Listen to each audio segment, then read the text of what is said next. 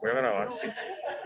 Pero no la voy a subir inmediatamente, tienen que darme chance que llegue. Yo tengo que llegar a Buenos Aires y 5 horas donde voy. Entonces la grabación de esta clase ya está en progreso, la montaré supongo que mañana, porque tengo que llegar a montarme en otro bus para llegar al sitio. Bueno, entonces le decía, hablando de la ética, que es un temazo, que es la ética y la ética en la organización y la administración pública, que es otro tema de interés. Yo consigo un par de videos cortos que creo que nos pueden dar algo de contexto. No sé si alguno de ustedes ha leído. ¿Qué es eso de fachero, Oscar? Tradúceme, por favor. Fachero de facha, ¿dices tú?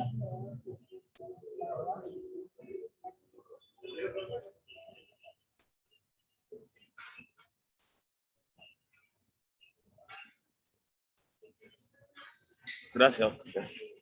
Es que creo que no habéis llegado. Es que voy para... Ah, gracias.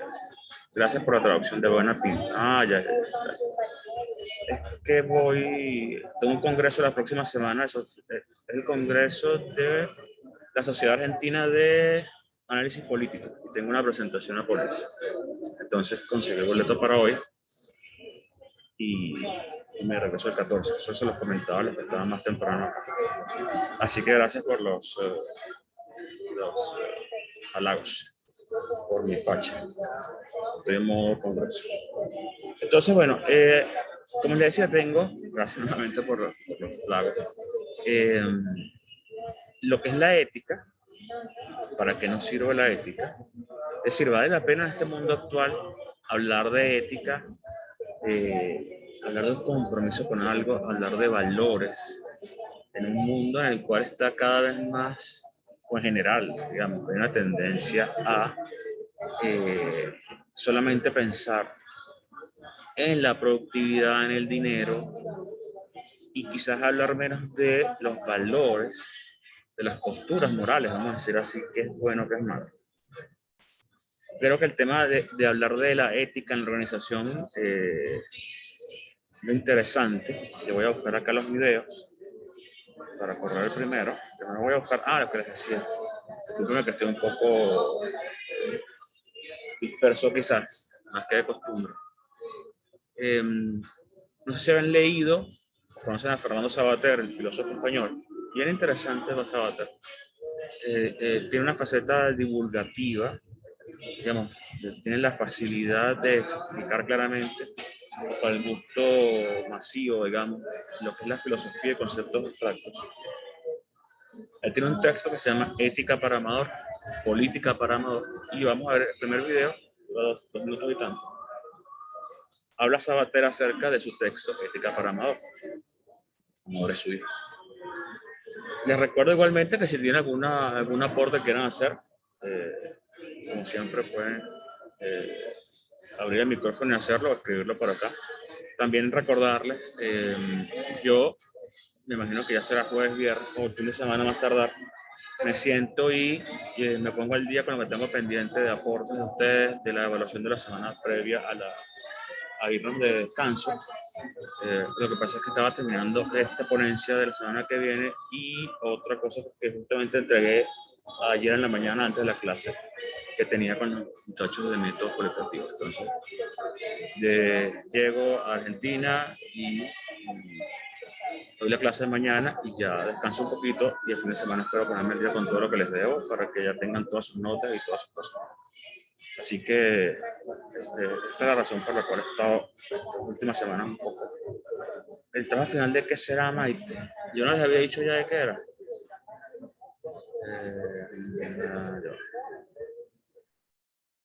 Vamos a ver el video, Maite. Yo voy revisando acá mi planificación y te respondo un momento.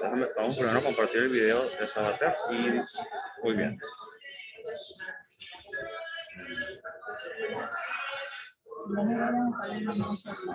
Esto.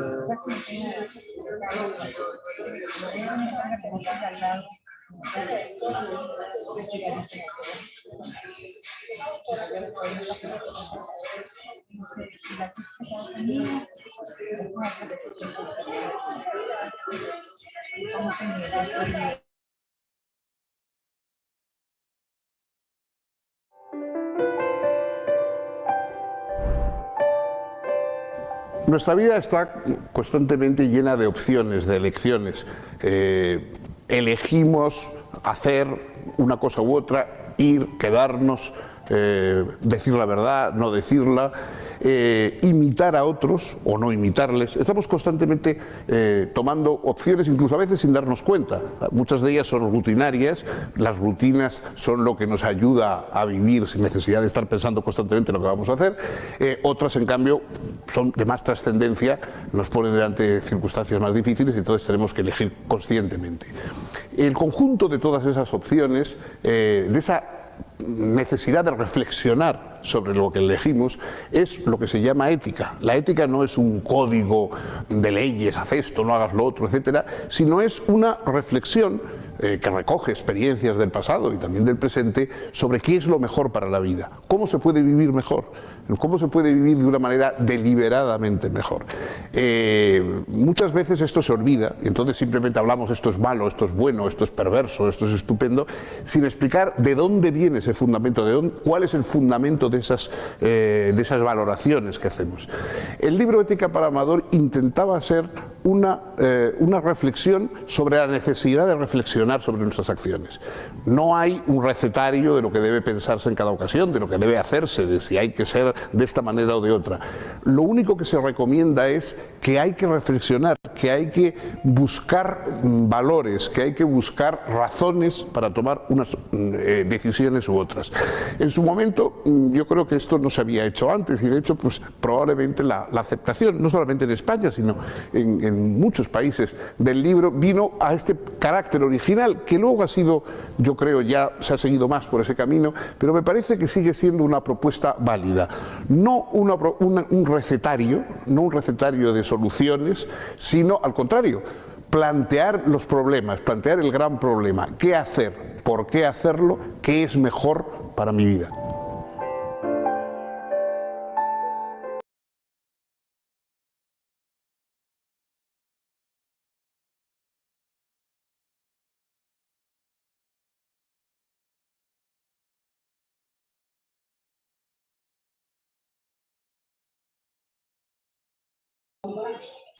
Bien, yo no sé si ustedes han leído algún texto de Sabater, bien sea Ética o Política para Amador, o por ejemplo, La aventura del pensamiento. No sé si alguno haya leído a Sabater, lo conozca antes, o haya tenido referencia a este autor español. Ya voy a verlo de Night. Me pregunto por la etapa final. Mientras alguno me responde acá.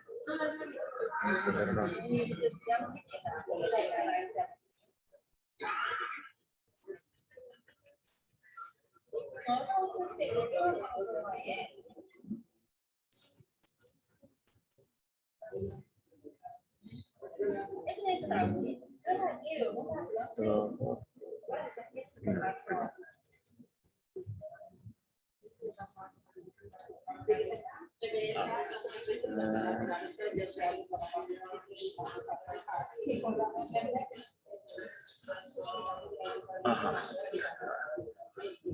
Dice Alex, sí, Ética para Amador lo leímos en el colegio. Y nos dice acá Lisette, encuentro muy interesante que plantee que la ética, más allá de ser un valor fundamental para nuestra profesión, también es un valor que hay que aplicar en la vida. Sí, porque no hay, creo yo, Lisette y el resto de compañeros, amigos, yo no creo en lo personal que haya no hay una ética para el trabajo y una ética para tu vida personal. Yo creo que hay una ética en general. Tú debes ser, creo yo, medianamente coherente entre tu ética de trabajo, de tu vida, la de todas tus cosas.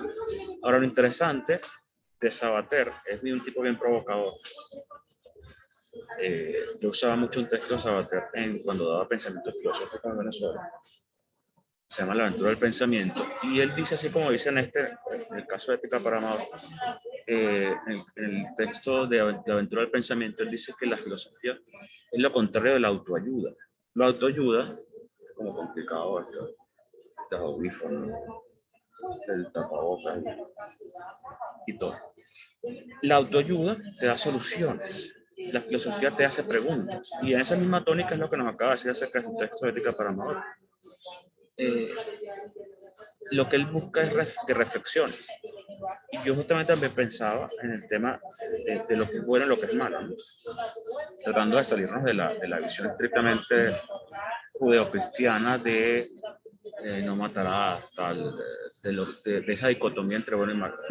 Pienso, por ejemplo, yo como papá, a veces tenemos que mentirle a los hijos, a veces tenemos que tomar decisiones que no son las más populares, e incluso, repito, mentir, o acomodar de alguna manera las cosas, pensando en el bienestar de los muchachos. Como crees tú, de padre, puedes estar equivocado, qué es lo que les conviene en cierto momento de su vida. Entonces, igual pasa con los gobernantes. Pienso en el tema político. ¿Cuántas veces hay gobernantes de derecha o de izquierda que han justificado matanzas en nombre del bienestar nacional, del bien común, del bien patrio, ¿no? Por ejemplo. Entonces, no es tan sencillo, digamos, creo yo, ver la cosa así como en blanco y negro. No sé qué piensan ustedes. Tratando de desmitificar un poco la idea de este blanco-negro, ¿no? No sé si alguien tiene alguna opinión en términos de la ética de esa dicotomía, insisto, blanco-negro, bueno, mal. A partir de esta breve presentación que hace Sabater de su texto de Ética para Amador. Voy a releerlo.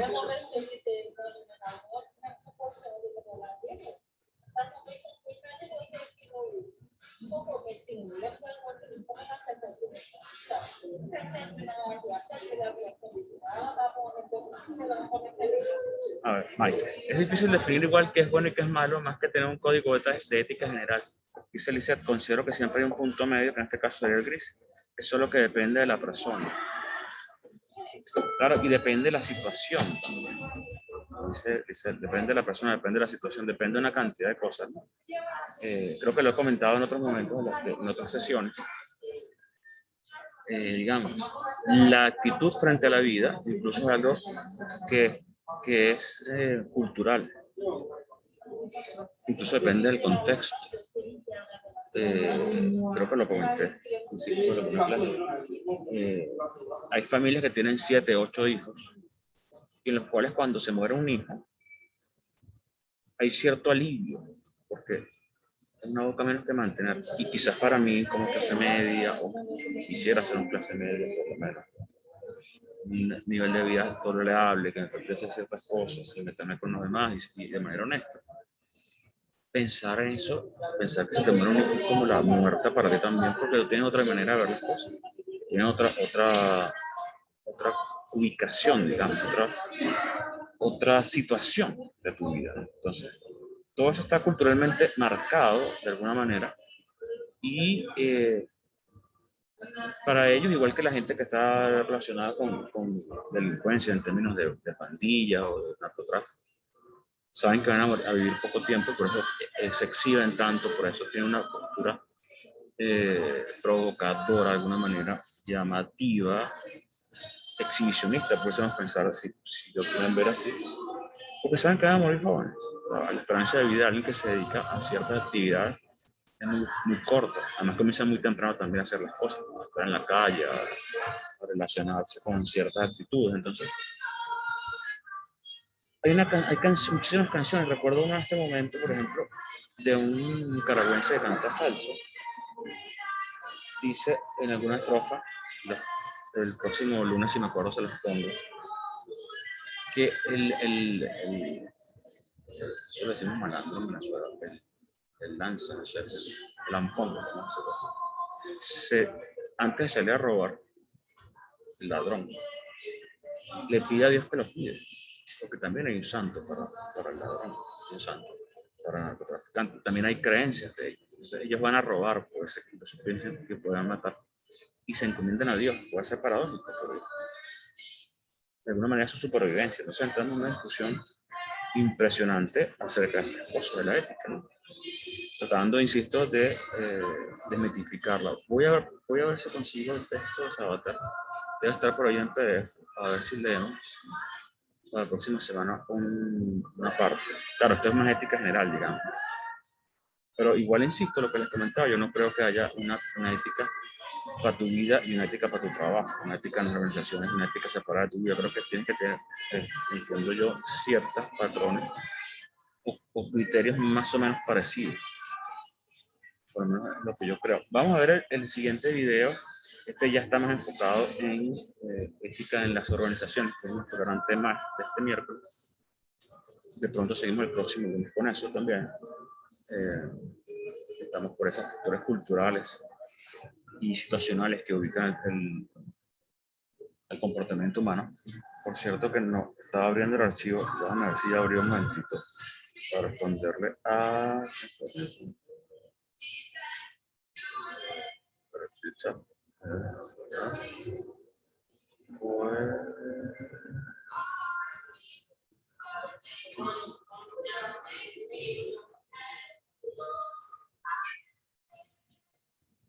Maite me había preguntado por el trabajo final. Maite ya creo que abrió el archivo, ¿verdad? Un ensayo argumentativo a partir de las lecturas asignadas que incluye los contenidos vistos en el curso y la información recogida. Okay.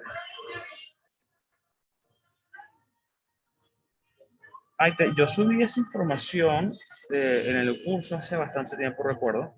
Igual si te parece lo podemos ver lunes con más calma, que yo esté ubicado en un sitio un poco más cómodo para revisar todas estas cosas. Pero es un ensayo argumentativo que de alguna manera, y allí en la pauta que les subí en el curso, por lo menos creo que lo hice, si no lo volveré a hacer. Pero te repito, Maite, todos los que tengan la duda ya pensando en el cierre de semestre, el lunes, tienen que hacer más sentadito, tranquilo, lo miramos con más calma. Pero ese ensayo argumentativo, incluso tiene una nota abajo, un pie de página, con un enlace para que vean un ejemplo de ensayo argumentativo. Ese ensayo que pretende de alguna manera que ustedes hagan una gran reflexión a partir de algún tema de las clases. Escojan un enfoque, un approach, en los americanos, norteamericanos, y lo desarrollen con ciertas pautas. Es un trabajo un poco más libre que una monografía, digamos, no es tan científico. Es más cercano a un ensayo, más cercano a lo literario. Pero ahí lo que vamos a ver es sus reflexiones en torno a un tema relacionado con lo que hemos visto en la asignatura. Esos grandes rasgos, Maite, el trabajo final, igual revisa porfa la pauta que está en los cursos, que creo que la subí, me parece que subí todas las cosas en su momento. Entonces, el lunes lo miramos con calma y lo revisamos y lo chequeamos y vemos cualquier duda que puedan tener para que estemos claros ya de cara a la recta final de semestre. Entonces, igual lo que sí pueden ir pensando, Maite y los demás que tengan ya la inquietud con respecto al trabajo final, es, digamos, si tuviesen que hacer un ensayo, unas 10 páginas, 10, 12 páginas, insisto, algo un poco más literario o no tan rígido como un trabajo monográfico. De todo lo que hemos visto en el semestre, que me parece que ha sido un semestre, voy a decir algo que no es políticamente correcto, pero de los 3 semestres ya que he dado en la Universidad de Chile esta materia, creo que en este, por lo menos comportamiento humano, de los 3 semestres que he dado, que son primavera, 19, 20 y 21 hoy, con esto, creo que ha sido de los 3 cursos el mejor para mí. No sé si para ustedes creo que es una buena experiencia, pero yo creo que he logrado hacer una relación extraordinaria entre los contenidos de lo organizacional con lo personal también. Creo que ha sido el más completo de los 3. Así que él también le agarra un poco más a la temática, o soy yo que estoy en un momento, no sé, pero creo que tenemos que hemos tocado temas muy interesantes a lo largo del semestre, por lo menos ustedes lo han comentado algunos públicamente, otros me lo han comentado por correo privado, y si asumo que eso es cierto, cosa que no tengo por qué dudar, creo que hemos tocado una cantidad de temas súper interesantes, por lo cual también considero y espero que ustedes se motiven a escribir un ensayo final también bien potente, bien profundo. Saben que tienen libertad para expresarse sin problema alguno. No les voy a cortar por nada que digan porque soy respetuoso de las opiniones de ustedes. Lo que sí les voy a pedir es que la desarrollen. Lo que quieran ustedes plantear, desarrollen mínimamente. ¿Por qué creen eso? Justifican su argumentación. De todas maneras, insisto, eso lo vamos a ver con más detenimiento. le estoy dando una pincelada grande. Vayan pensando entonces, incluso pudiésemos el lunes abrir una pizarrita allí y que cada quien ponga un tema que le interese. Vayan pensando en eso, vayan pensando que de todo lo que hemos visto, si tuviesen que escoger un tema y ese tema una perspectiva, un ángulo de un tema particular, ¿cómo le entrarían? ¿Cómo le escribirían? Vayan pensando lo que más o menos es la idea de todo. Wow. Seguro.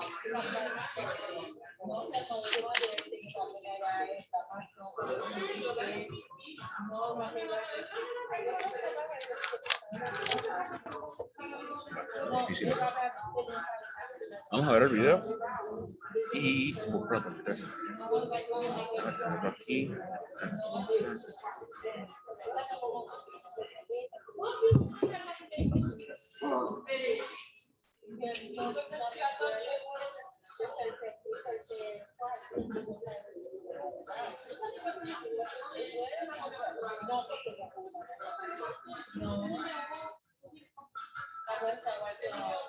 Muy bien, vamos a ver el video.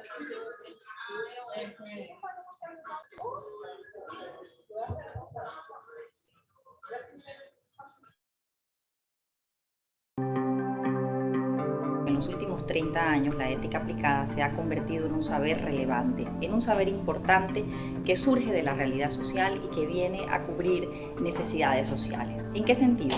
Pues en el caso de la gestión pública, por ejemplo, es muy importante la ética porque el sostenimiento de las democracias no solamente depende de que existan un conjunto de procedimientos, unos partidos políticos, unas elecciones regulares, una división de poderes, sino que depende fundamentalmente de que la ciudadanía crea que viviendo bajo ese orden de cosas puede realizar su proyecto de vida, puede desarrollarse como ser humano. Se necesita entonces una relación de confianza entre las instituciones públicas y la ciudadanía. Pero ¿cómo se teje la confianza? ¿Qué es la confianza? La confianza es un valor, es un intangible. La confianza no se puede calcular científicamente, ni se puede construir desde la economía, ni desde la política. Se construye desde la ética y se construye en el día a día y en el funcionamiento diario de nuestras instituciones. Por esa razón, es fundamental que los profesionales que trabajan en el sector público se capaciten en el ámbito de la ética, que conozcan cuáles son los fines de su organización. Si yo trabajo en educación, si yo trabajo en salud, tengo que saber cuáles son las finalidades en materia de salud y de educación con las que debo cumplir, cuáles son los derechos y responsabilidades que debo proveer a la ciudadanía, cómo debe ser esa relación.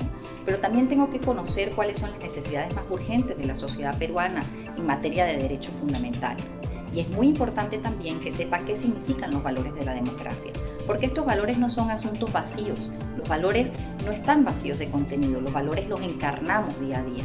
De manera de que la ética es un saber racional que nos va a permitir orientar la acción y tomar decisiones pensando siempre en el largo plazo.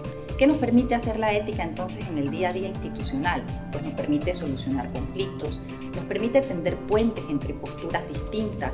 En las sociedades plurales de hoy en día, pues no todo el mundo piensa de la misma manera. Hay posturas morales muy enfrentadas, hay diferencias en cuanto a la percepción de lo que es justo, injusto, bueno y malo. Y el saber ético lo que nos permite es tender estos puentes. Pero además nos permite innovar, nos permite crear. Allí donde la tradición, la famosa frase de aquí siempre se ha hecho así, allí donde la tradición ya no funciona para resolver los problemas, allí donde la autoridad tampoco nos da soluciones buenas, el saber ético, gracias a ese carácter reflexivo que tiene, nos permite generar acuerdos y nos permite tomar decisiones responsables. Además permite construir una cultura corporativa de la responsabilidad. Hay un clima ético en las organizaciones, una manera de hacer las cosas. Y cuando los empleados de la administración pública se han entrenado éticamente, pueden hacerse conscientes de ese clima ético y lo pueden transformar. La ética permite además construir voluntades comunes. Y para ello nos brinda un conjunto de herramientas, nos brinda un conjunto de métodos de toma de decisiones, de principios, nos permite reflexionar sobre esos valores de la democracia, sobre la libertad, sobre la igualdad, sobre la tolerancia, pero no con términos grandilocuentes, no, sino pensar cómo se encarna la libertad en el día a día, cómo promuevo la libertad del otro y cómo me hago yo a mí mismo libre, qué significa todo eso. Además, la ética cuenta con un conjunto de herramientas, como los códigos éticos, las auditorías éticas y los comités éticos, que permiten introducir cambios importantes en las organizaciones. Yo creo que es un saber fundamental en el siglo XXI que permite hacer frente a las necesidades actuales de nuestras sociedades cambiantes, en sociedades globales, donde los estados soberanos se están transformando permanentemente, y creo que es un saber que permite que la ciudadanía se apropie de su propio destino y que construya instituciones fuertes que sostengan la democracia para el futuro de nuestros hijos y de las próximas generaciones.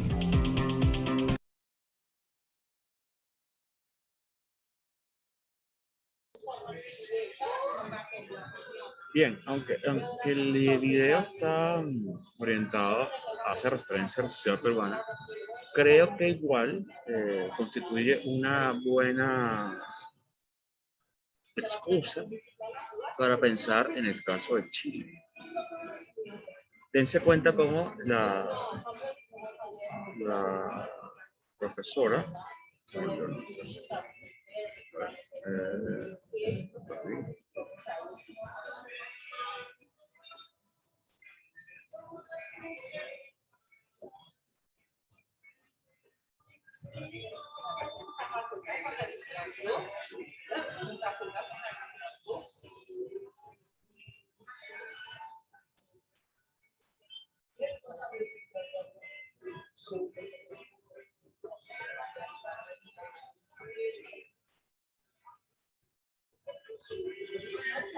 había perdido. Daniela Gallego, la profesora.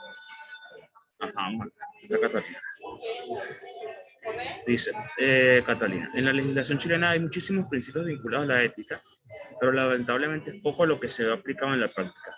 Gracias, Catalina, porque justamente me buscaba el nombre de la profesora Daniela Gallego. Para allá justamente iba. Hay declaraciones muy bonitas en los instrumentos legales, en los códigos de ética. Ahora, como bien dice Catalina, ¿se aplica en la realidad? La democracia en su dimensión valórica, porque hay un debate en la democracia. La democracia de procedimientos, lo procedimental, como régimen, digamos, y la democracia como aspiración. Y como dice la profesora Gallego, hay que llenar de contenido los valores, hay que llenar de contenido una cantidad de cosas. Entonces, ¿vale la pena solamente que declaremos que hay que tener una postura ética frente a determinadas situaciones o realmente hay que aplicarlo en la vida real? Vamos a ver aquí el comentario de Oscar. Ya leímos el de Catalina, vamos con el de Oscar. Me gusta cómo realza la palabra ética en las organizaciones y las entidades públicas y enfoca, por ejemplo, cómo las malas prácticas de políticos y funcionarios públicos causan desconfianza en la ciudadanía. Lo que estamos viviendo en nuestra sociedad. Me gustó cómo relacionó la ética con la confianza. Claro, Oscar, porque justamente, fíjate usted, ¿por qué la gente, vamos a hablar de Chile, por qué hay tanto descontento con la administración pública? Porque sientes que los funcionarios no te responden muchas veces. Porque sientes que los líderes políticos se están burlando de ti. El ejemplo clásico de por una falta a las reglas hay unas penas purísimas y para la gente que se colude, que no sé qué, hay clase de ética, por ejemplo. Sí. La ética como un patrón permite que la gente tenga más confianza, como dice Oscar, en el sistema, en la administración pública, en el Estado.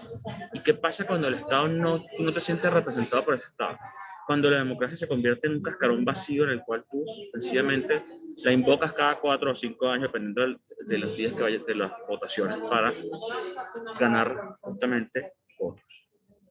¿Qué pasa con eso? Dice Maite, yo creo que eso pasa porque es muy difícil fiscalizar si se cumple o no la ética. ¿Hasta qué punto se puede perdonar una falta o no? Es difícil, Maite, efectivamente, ¿no? Por eso es que yo creo, por eso es que yo intento también que partamos de posturas individuales éticas. Cuando digo posturas individuales éticas no estoy hablando de egoísmo, sino que es que el cambio, que hay un cambio, tiene que partir por nosotros. Si nosotros mantenemos posturas éticas consecuentes en todas nuestras esferas de la vida, vamos a decir, personal, laboral, institucional. Yo creo que ahí hay más facilidad. Yo creo que no se puede solamente pedir, eso creo que lo he hecho muchas veces, a los líderes políticos, a los jefes, a la alta esfera, vamos a decir así, que tengan cierto comportamiento, o los partidos políticos. Es que también yo tengo que tratar de hacer el cambio desde abajo. A veces tú te das cuenta que hay gente que exige un comportamiento distinto a los políticos, pero en su vida personal, y cada vez que puede se salta una fila o intenta ser más vivo que los demás. Cuando digo vivo, lo explico. Aprovecharse de los demás. O sea, por lo menos en Venezuela usamos esa palabra vivo, ser más vivo. No sé si aquí, cuando digo la viveza, se entiende. Ah, bueno, gracias. Entonces, esa viveza criolla, que además saben que la viveza, el pícaro latinoamericano tiene también una relación con un pícaro español. O sea, hay una picaresca, de hecho en el género literario. Ese pícaro, ese vivaracho, que cada vez que puede se aprovecha de las situaciones. Y son también muy latinoamericanos, hispanoamericanos. En eso, si tú revisas, está el pícaro argentino, está el vivo criollo venezolano, aquí en Chile también lo hay. Entonces, hay alrededor de nuestro continente, de nuestra región, hay muchos ejemplos de esa viveza criolla, que nos hace mucho daño porque terminamos intentamos siempre buscar cómo joder al otro, cómo me aprovecho del otro. Y es lo que les digo, yo creo que en la medida en que podamos cambiar esos patrones micro, esos comportamientos micro, podemos de a poco ir generando cambios grandes. Es como el tema del reciclaje. Si yo reciclo en casa, y muchos reciclamos en casa, si muchos tenemos actitudes más cónsonas o respetuosas del medio ambiente, si tenemos actitudes responsables con el género y con otra cantidad de situaciones que están cambiando, puede que haya cambios grandes. Pero no basta solamente con pedir leyes, grandes declaraciones, como decía la profesora Gallega, discursos grandilocuentes, sí, pero al final no hay una sencilla coherencia entre lo que digo y lo que hago. No sé cómo lo ven ustedes. Me parece que es un tema, además, está el tema de lo ético, de la ética en este momento, a dos, 3 semanas de elecciones acá presidenciales. Creo que es un tema provocador, en buen sentido, para pensar.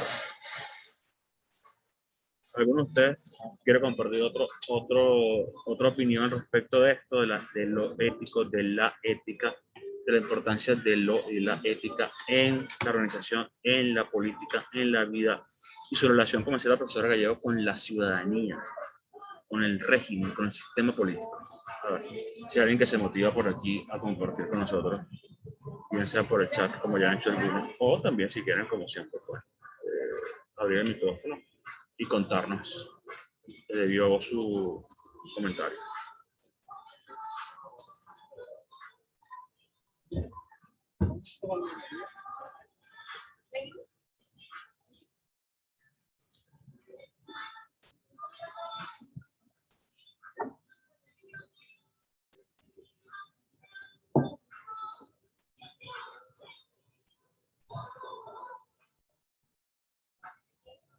Está cargando bien el teléfono.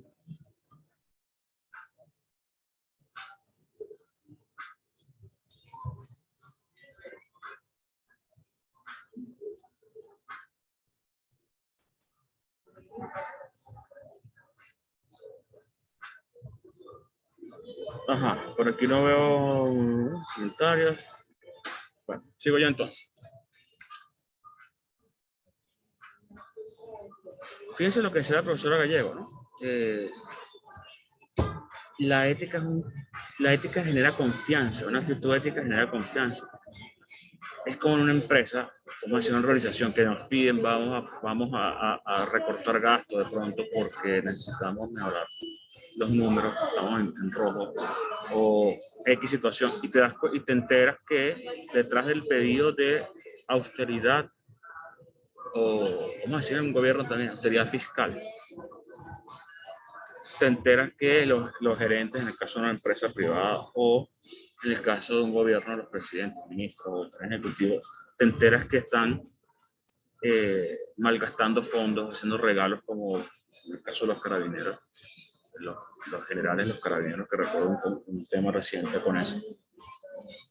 Y tú dices, esos son los que nos están pidiendo que hagamos un recorte en los gastos, que paguemos más impuestos, por ejemplo. Esas actitudes generan desconfianza, generan lo que se llama desafección. La desafección política es ese alejamiento que las generaciones más jóvenes tienen, y muchas otras generaciones también, se van apartando de la política, de los partidos políticos, porque sienten que no son representados por la política. Y eso está pasando en América Latina hace como 20 años. Hay muchos estudios respecto a la desafección política, y eso daña la democracia.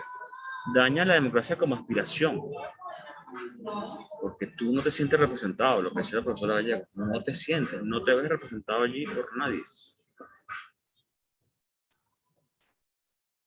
Pasa mucho. A mí me llama la atención muchísimo también, por ejemplo, en los líderes estudiantiles, sin ánimo de mencionar a nadie, ¿no? Porque además no conozco muchos acá. Voy a hablar más de los que yo conocí en mi país.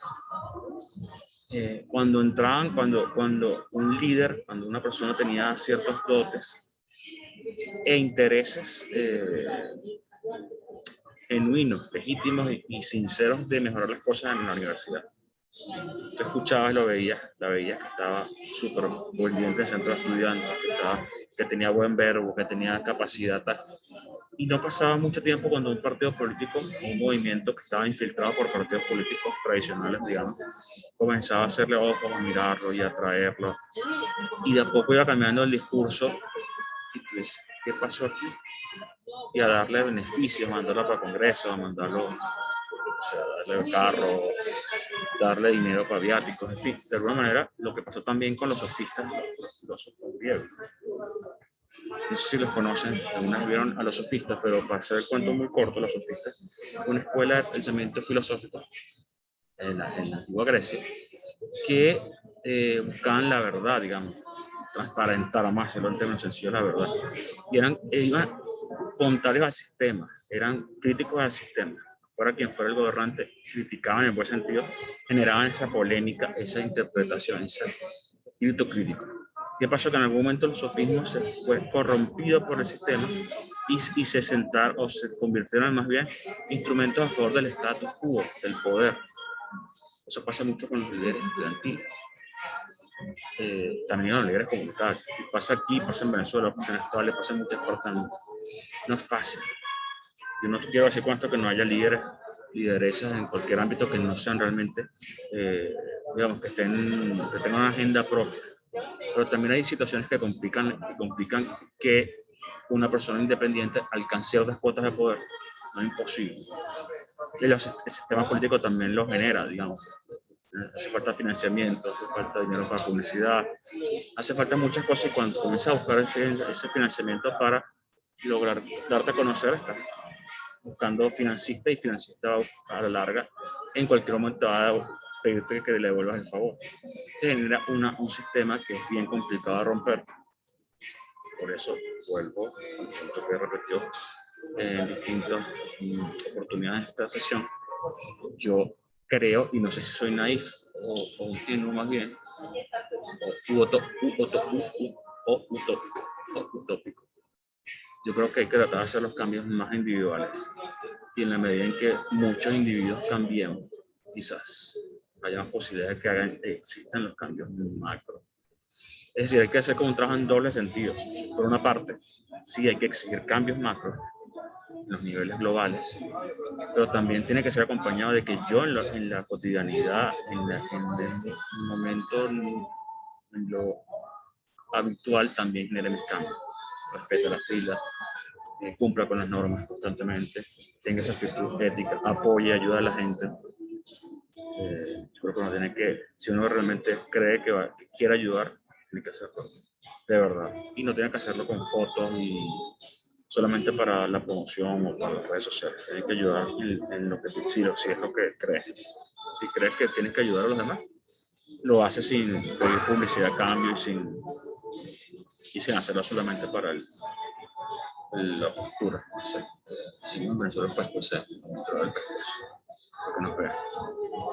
Yo creo que hay una expresión parecida, creo que se puede escuchar algo parecido a eso.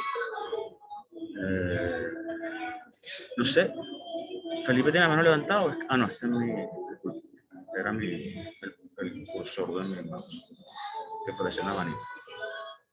Yo no sé si es que están callados hoy, son cosas mías, o que trato de llevar los efectos del cansancio de la semana de descanso. Entonces, cuando descanse, como que termine más cansado realmente.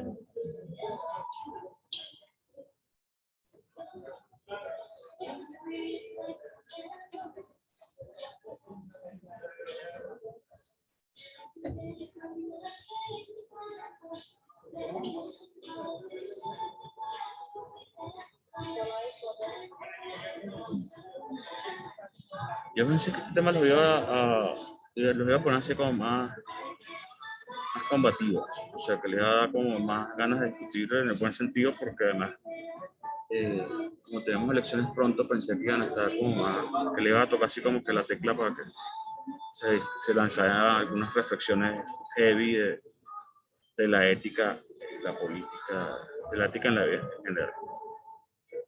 Pero como que no fue así.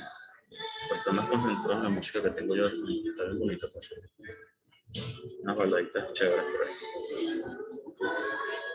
O a menos que esté hablando yo muy bien también y estén concentrados atendiendo mis reflexiones.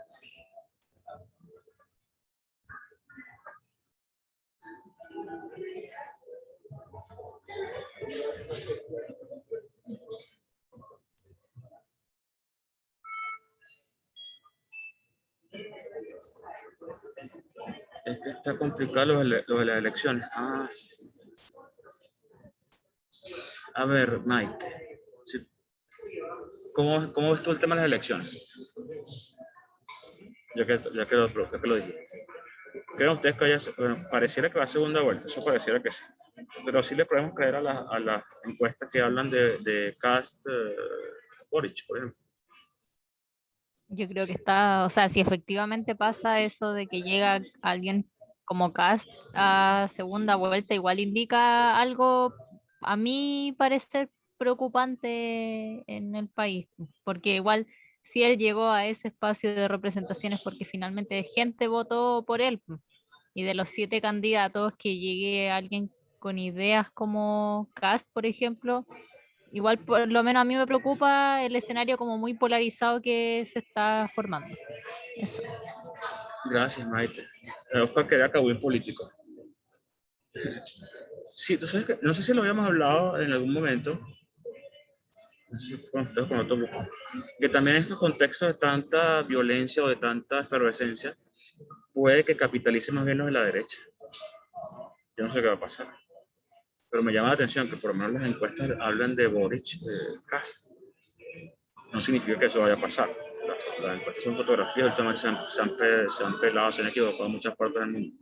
Pero como dice Mike, el solo hecho que Cast, que uno pensaba hace un tiempo que iba detrás de la ambulancia, para decirlo en términos hípicos, que esté punteando, que esté por allí, que aparezca por lo menos, porque si aparece porque tiene un mínimo, en algún lado tiene un número, ¿no?